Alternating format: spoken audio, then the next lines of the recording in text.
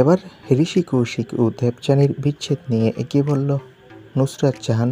বিস্তারিত জানতে ভিডিওটি শেষ পর্যন্ত দেখুন।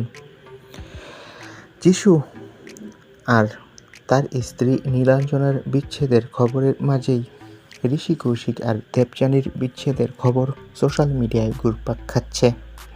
সম্প্রতি ঋষির অভিযোগের পর তার স্ত্রী দেবযানী সমস্ত অভিযোগ মিথ্যা বলে দাবি করেন। অভিনেত্রীর অভিযোগ, তার অভিনেতা স্বামী যা বলছেন তা তার উপর চাপ সৃষ্টি করার জন্য। এটা একটা অপচেষ্টা, আর এ বিষয়ে নাকি তিনি আইনি পদক্ষেপ নিচ্ছেন। দেবযানী বলেন, যদি কোনো সমস্যা থাকে তাহলে সেটা আদালতের মাধ্যমে সুরাহা হবে। দেবযানীর অভিযোগ, ঋষি কৌশিকের সাথে তার বিচ্ছেদ ঘটবে তাই বলে কি তিনি জনগণের কাছে বিচার দেবেন? দেশে কি আইন আদালত বলতে কিচ্ছু নেই?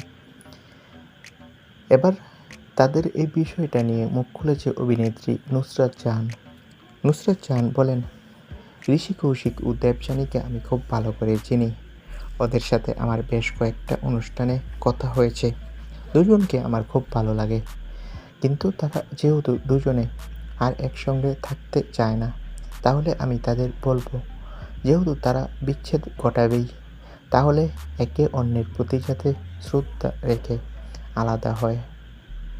নুসরাত বলেন, এতে দুজনেরই মঙ্গল। তো বন্ধুরা, এই বিষয়ে তোমাদের মন্তব্য কি? কমেন্ট করে জানাও।